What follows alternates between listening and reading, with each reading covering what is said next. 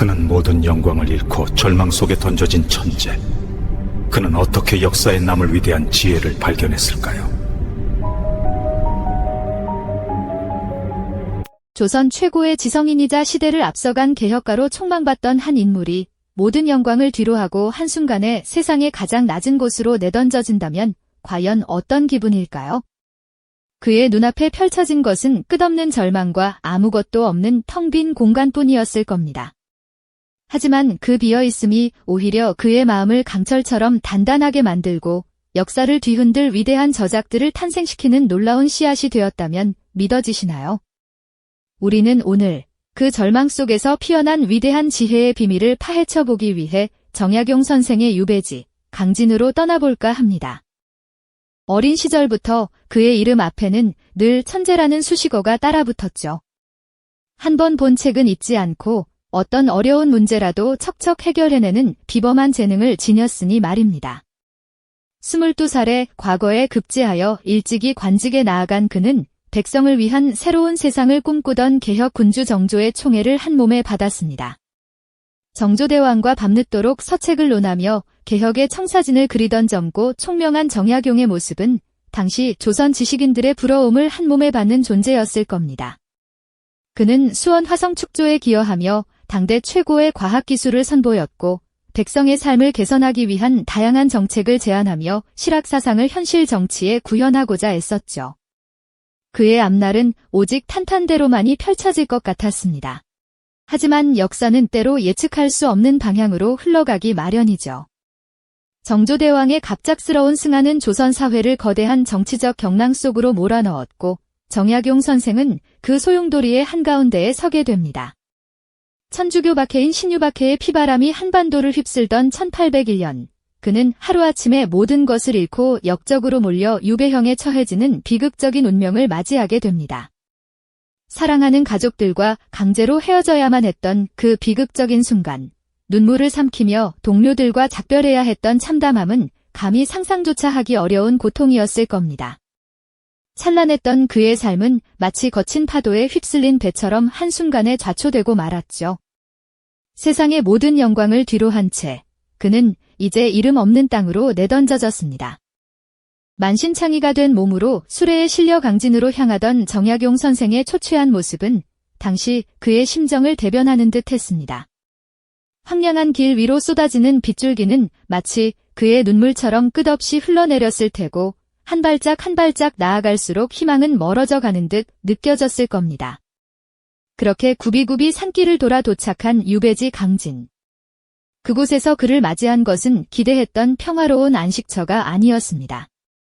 낡고 허름한 오두막, 거친 파도가 몰아치는 쓸쓸한 바다, 그리고 척박한 황량한 산세만이 그를 기다리고 있었죠. 모든 것이 부족하고 허술하기 짝이 없는 환경은 그에게 압도적인 무력감을 안겨주었을 겁니다. 학자로서의 고뇌와 외로움은 밤마다 그를 잠 못 들게 했을 것입니다. 홀로 밤늦도록 책을 읽으려 하지만 희미한 촛불은 그의 마음속 어둠을 밝혀주지 못했겠죠.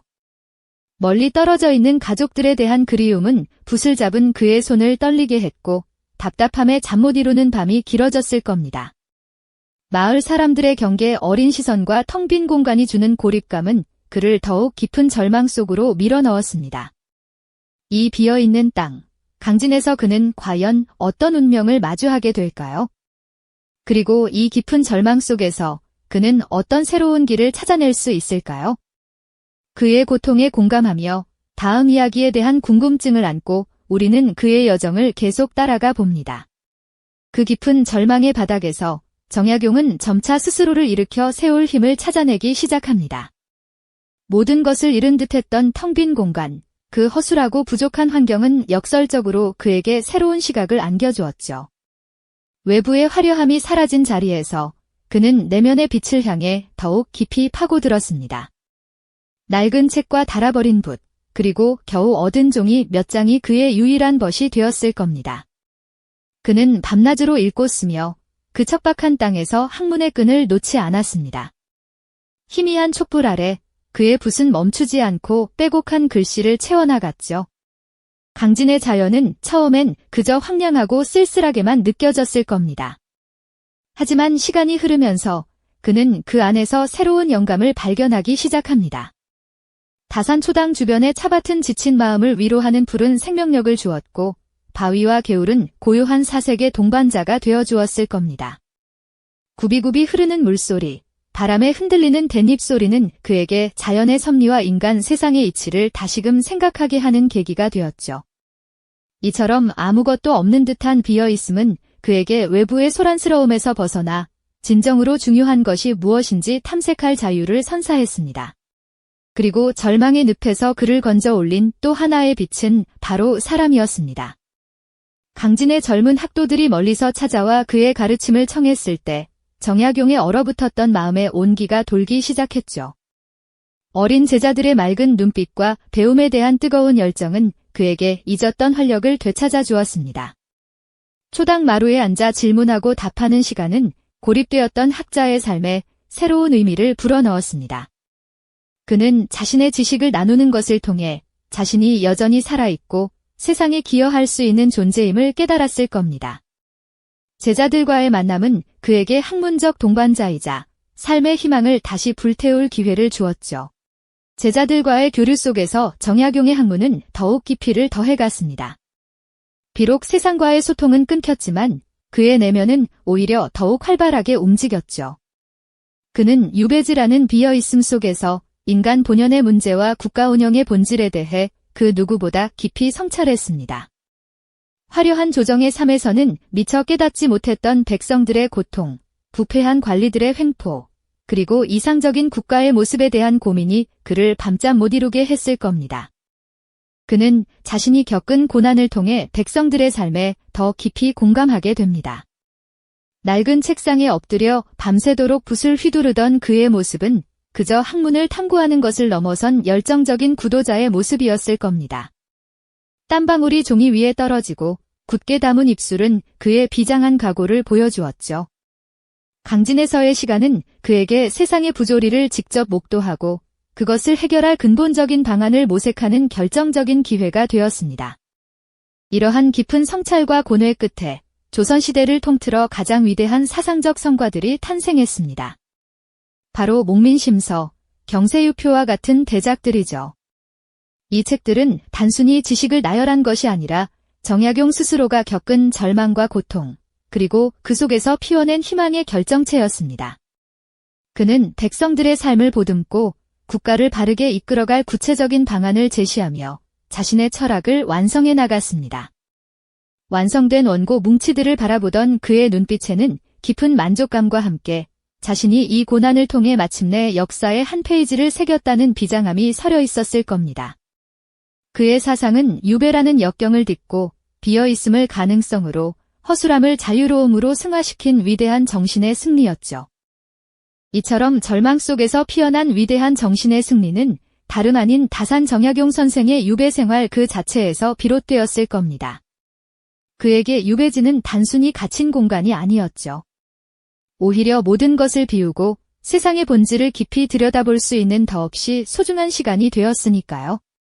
겉으로는 허술하고 부족해 보였던 그 환경이 역설적으로 그의 사상을 더욱 단단하고 치밀하게 만드는 배경이 된 것이죠.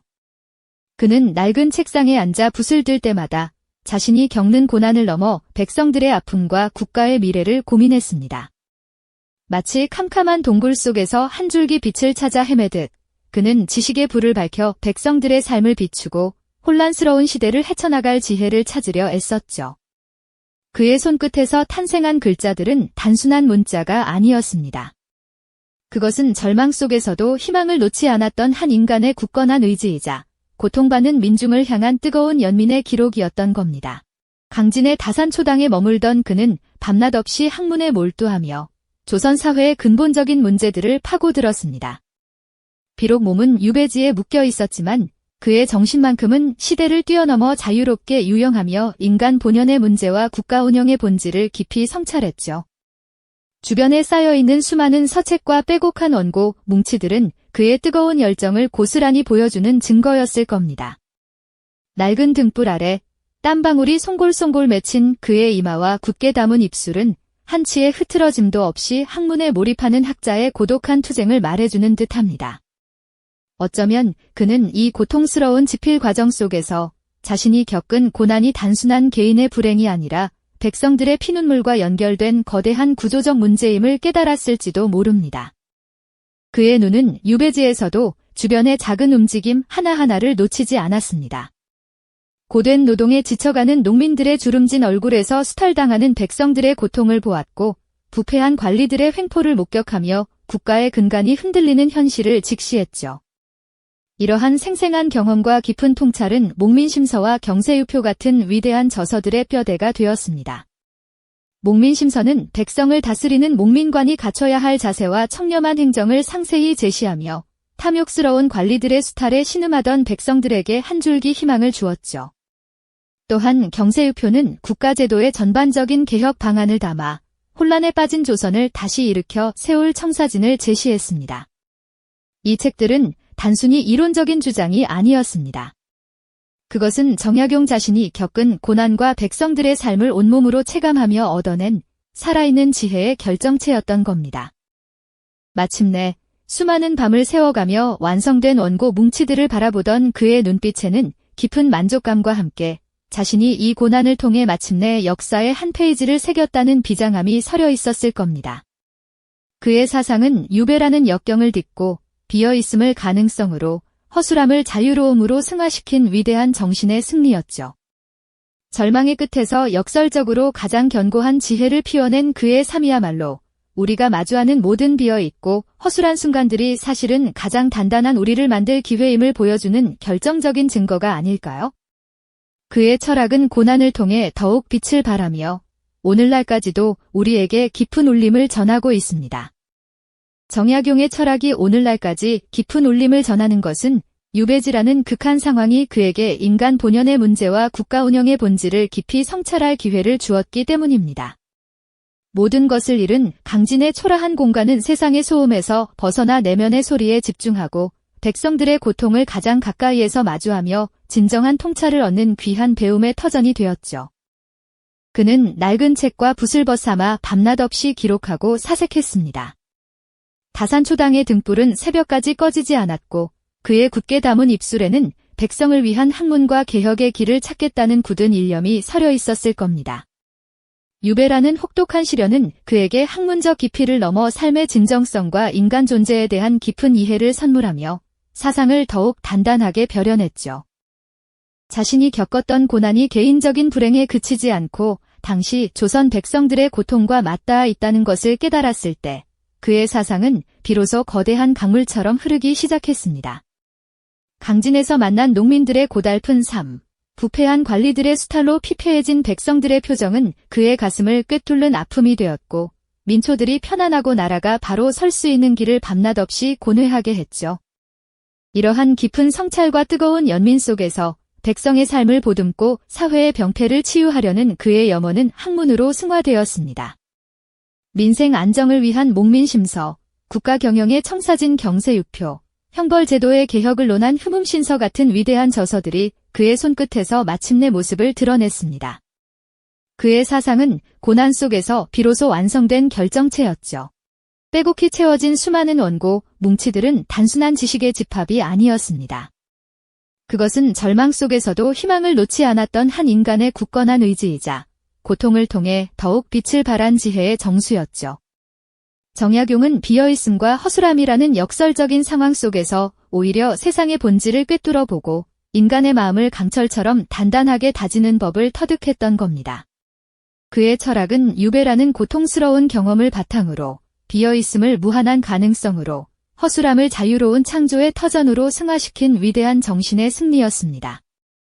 절망의 끝에서 역설적으로 가장 견고한 지혜를 꽃피운 그의 삶은 우리가 마주하는 모든 상실과 결핍의 순간들이 사실은 가장 단단한 우리를 만들어낼 좋은 기회임을 분명하게 보여주는 결정적인 증거가 아닐까요? 정약용의 이야기는 단지 조선시대 한 학자의 비극적인 삶에 대한 기록에 머물지 않습니다. 모든 것을 잃고 비어있는 허술한 공간에서 오히려 마음이 단단해진 그의 철학은 예측 불가능한 현대 사회를 살아가는 우리에게도 시대를 초월하는 깊은 울림을 전하고 있죠. 어쩌면 우리가 가장 두려워하는 상실과 결핍의 순간들이야말로 진정한 자신을 발견하고 더욱 강인해질 수 있는 기회가 될 수 있다는 메시지를 그의 삶은 던져주고 있습니다. 당신의 비어있는 공간은 무엇으로 채워지고 있나요? 그리고 그 허술함 속에서 당신은 어떤 단단함을 찾아가고 있나요? 그의 질문은 오늘날 우리에게도 유효합니다. 이 영상이 도움이 되셨다면 좋아요와 구독 부탁드립니다. 여러분의 응원이 제게 큰 힘이 됩니다. 다음 영상에서도 더 유용한 정보를 공유하겠습니다. 감사합니다.